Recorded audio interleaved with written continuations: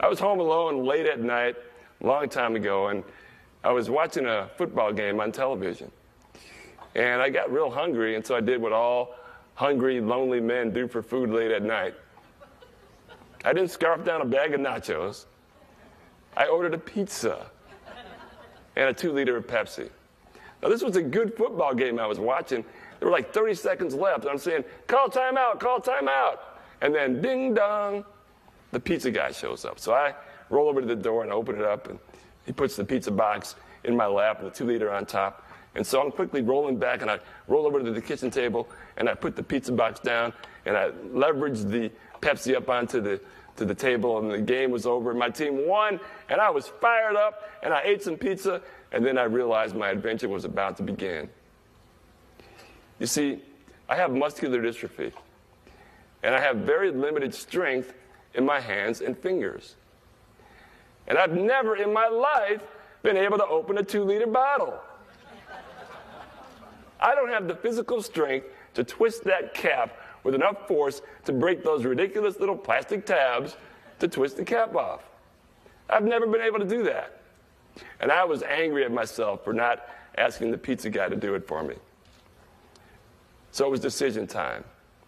I could enjoy a nice, cold, refreshing Pepsi. Or I could drink a cup of room temperature, unfiltered tap water. I decided I was not having water. I was having Pepsi. But how?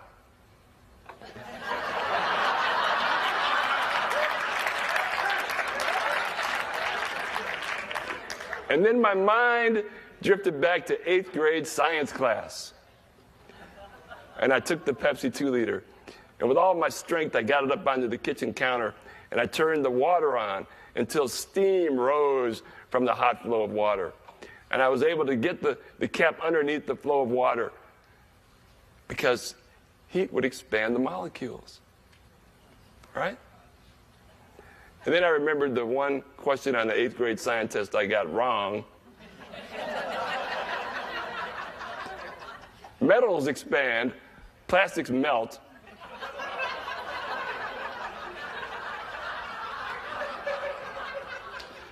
I was fresh out of Bunsen burners. I was determined at this point. I mean, it's 11:30 at night. What am I going to do, knock on my neighbor's door? Bam, bam, bam. Hey, Bob, you awake? You want some Pepsi?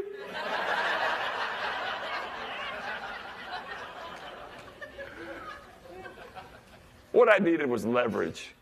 I needed more leverage to twist that cap off. And so at that point, I turned into MacGyver. I collected all the things I needed: a drumstick, some scissors, and some duct tape.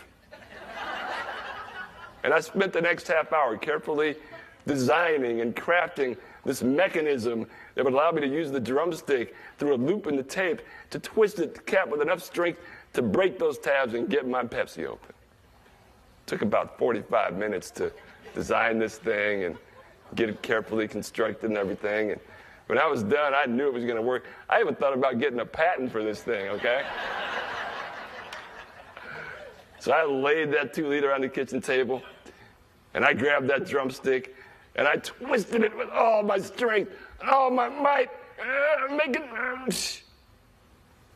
the tape snapped off the cap.